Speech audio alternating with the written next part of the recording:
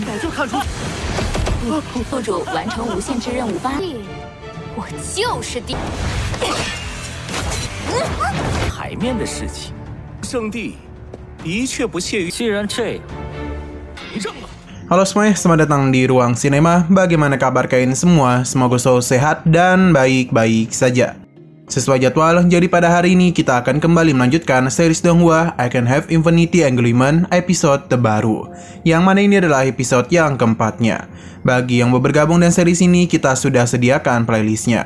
Jadi kalian bisa dengan mudah mencari di mana episode awal dari series ini. Sebelum kita mulai episode terbarunya, kita akan melihat dulu apa saja yang telah terjadi pada episode sebelumnya. Tepatnya pada episode ketiga. Kemarin ketika Xiaoyun melakukan pengambilan keterampilan di Pavilion Bintang, ia merasa tidaklah puas. Karena bagaimanapun, ia hanya mendapatkan keterampilan level 3 saja. Ini jauh berbanding terbalik dan kekuatan yang ia miliki saat ini. Feng Tian sebagai guru melemparkan protes kepada penetua Pavilion Bintang. Ia bahkan memberitahu kepada mereka semua kalau Xiaoyun hanya membutuhkan waktu 1 hari saja untuk bisa menguasai semua tahapan pada teknik kekacauan. Alhasil penetua ini pun menjadi tertarik kepada Xiaoyun dan akan memberikannya kesempatan. Alih-alih mengambil satu teknik, Xiaoyun justru mengambil semua teknik itu. Padahal Junji Xiao sudah menjelaskan kalau melatih satu teknik saja membutuhkan waktu 100 tahun. Namun Xiaoyun tidaklah peduli. Ia pun mulai menunjukkan kepada semua orang di sana betapa cepatnya ia dalam memahami teknik 9 putaran tinju Hagemi. Xiaoyun juga memberikan pelajaran kepada Junji Xiao karena sejak tadi dia itu terus meremehkan kemampuannya. Sekarang kita akan melanjutkan episode terbarunya. Keberhasilan Xiaoyun dalam menguasai 9 putaran tinju Hagemon hanya bisa membuat para tetua terkejut. Lin Xiaoyun pun memberikan selamat kepada seniornya itu. Dengan begitu percaya diri, Xiaoyun meminta untuk menunjukkan siapa lagi yang berani kepadanya. Para tetua menganggap Xiaoyun sebagai monster. Begitu juga dengan penetua Pavilion Bintang. Karena kemampuan Xiaoyun sangatlah luar biasa.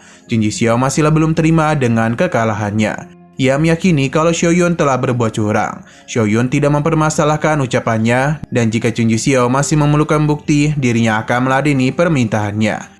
Sekali lagi, Xiaoyun melakukan penilaian, yang mana kali ini dirinya bersungguh-sungguh. Melihat apa yang terjadi, semua murid pun menjadi begitu syok.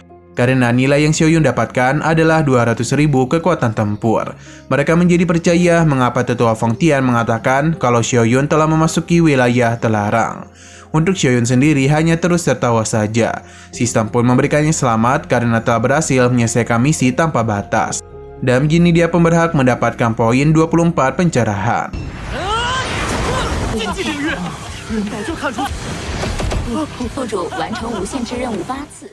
Setelah dari sana, kita lalu dibawa ke sebuah tempat yang mana saat ini tetua Fang Bu sepertinya sedang mencari sesuatu. Ia langsung saja melancarkan serangan yang ternyata itu mengarah tepat kepada Lin Xiaoyin. Dia pun meminta ampun dari tetua Pubo. Alasan tetua Pubo terus menyerang Lin Xiaoyin adalah untuk merangsang kekuatan fisiknya. Dengan kata lain, ini semua adalah demi kebaikan muridnya. Di saat mereka berdua ribut, Xiaoyun dan Feng Tian lagi asik memancing.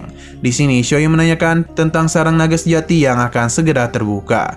Xiaoyun merasa dan kekuatannya sekarang, ia pasti bisa pergi ke sana. Namun Feng Tian tidaklah mengizinkannya. Ia mengakui kalau perkembangan kultivasi Xiaoyun memang yang tercepat dibandingkan dengan rekan-rekannya. Hanya saja ia tidak perlu terburu-buru. Xiaoyun menenangkan gurunya karena ketika ia pergi ke sana, Xiaoyun tidak akan serakah. Feng Tian pun mengatakan tentang pengkhianatan. Seketika saja membuat Xiaoyun terkejut. Sebagai guru yang telah memiliki banyak pengalaman, Feng Tian pun menjelaskan. Ketika suatu alam rahasia terbuka, maka Tanah Suci Taichu akan mengambil kesempatan untuk memburu para murid dari Tanah Suci Kekacauan. Jika mereka bertemu seseorang dari Taichu, tentu mereka harus berhati-hati.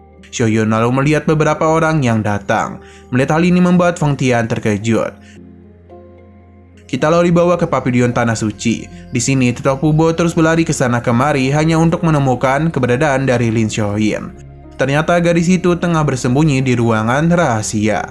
Lin Xiaoyin tidak sengaja mendengar suara wanita yang meremehkan kekuatan dari para penetua Pavilion Kekacauan.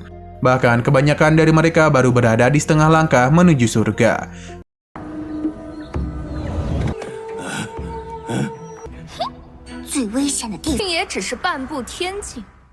Gadis yang berbicara itu adalah orang yang sebelumnya dilihat oleh Xiaoyun. Selain dia, di sini juga ada tetuanya dan juga satu murid lagi.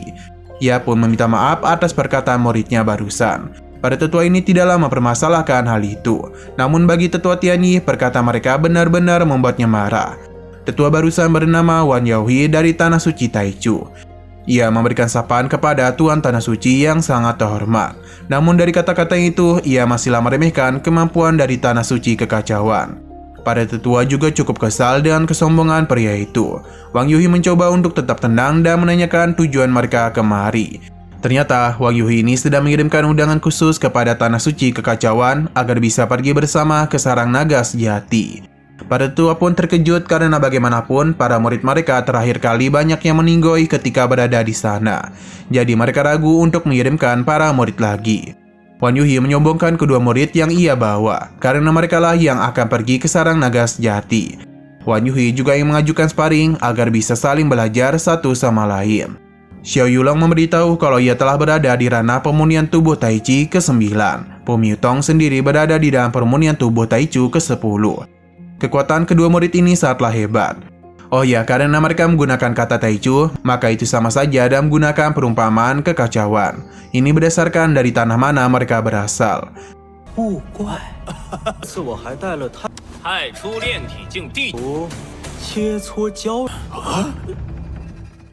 Lanjut, bakat yang kedua murid ini miliki jauh melampaui para murid yang dimiliki oleh tanah kekacauan.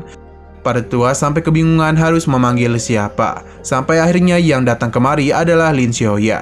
Ia memberikan salam kepada Tuan Suci dan para tetua lainnya. Hanya saja Tuan Suci tidak tahu siapa dia. Begitu juga dengan para tetua lainnya. Karena inilah pertama kalinya mereka melihat sosok Lin Xiaoya. Berhubung mereka tidak terlalu mengenal Lin Xiaoya, jadi para tetua memintanya untuk bermain di luar saja. Wan Yuhi pun mentertawakan Lin Xiaoya karena ia begitu polos. Tianyi yang sudah muak dianggap remeh, jadi dia pun memperkenalkan Lin Xiaoya sebagai murid yang memiliki kekuatan tempur mencapai 100.000. Ia bahkan berada di peringkat ketiga di antara para murid baru. Alhasil Pu Mitong menjadi tertarik kepada Lin Xiaoya. Dirinya pun memberikan senjata dan mengajaknya untuk sparring bersama. Sebenarnya Lin Xiaoya agak tidak mau, namun karena Pu Mitong terus meremehkan kemampuan dari Tanah Suci Kekacauannya, jadi dirinya akan meladeni sparring yang dia ajukan. Pertarungan pun dimulai di antara mereka. Awalnya Lin Xiaoya cukup menjanjikan, namun seiring berjalannya waktu, kekuatan yang Pu Mitong tunjukkan ternyata tidaklah main-main. Ia dengan begitu mudah menghancurkan seluruh serangan yang Lin Xiaoya miliki. Bahkan sampai-sampai ia itu berhasil membuatnya terpojok. Dan begini maka Lin Xiaoya pun tidak bisa berbuat apa-apa selain mengakui kekalahannya.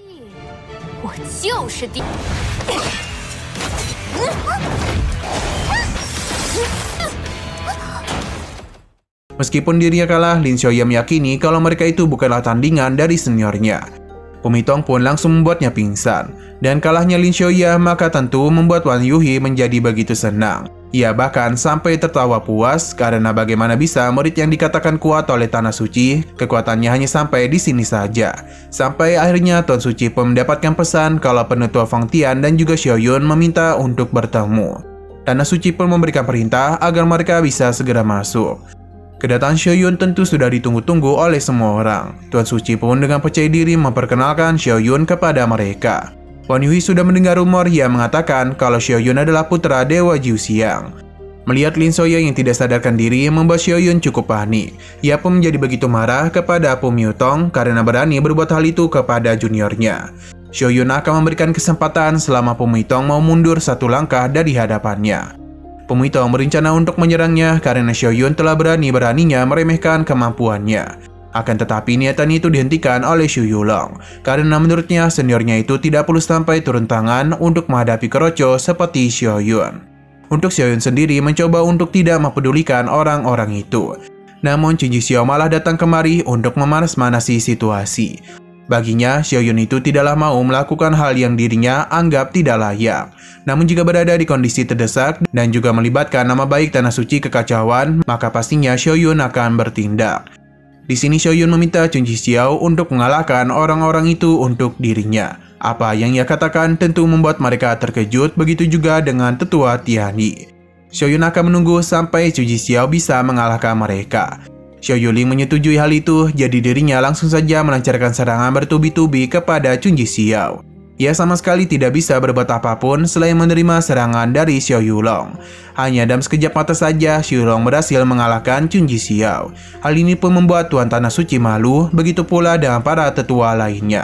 台面的事情，圣帝的确不屑于。既然这样，认了。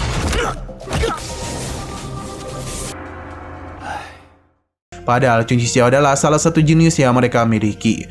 Namun bisa dikalahkan dengan begitu mudah. Mereka penasaran apakah Xiao Yun bisa mengalahkan para murid dari Tanah Suci. Karena bagaimanapun ia masihlah berada di tubuh panah. Xiao Yun pun menyingkirkan Lin Xiaoya dan juga Chun Ji Xiao yang sepertinya dia itu akan bertarung. Namun sayang sekali lagi seru-serunya, episode yang ini pun malah bersambung. Oke, sekian dulu pada video kali ini. Untuk video selanjutnya akan segera hadir. Jadi bagi kalian yang ingin mengikuti series ini, langsung saja klik subscribe dan aktifkan loncengnya. Terima kasih yang sudah menonton video sampai habis. Jika kalian suka pada video ini, klik like dan share ke teman-teman kalian tentang channel ini. Dan ditunggu aja kelanjutannya. Oke, sampai jumpa di video selanjutnya.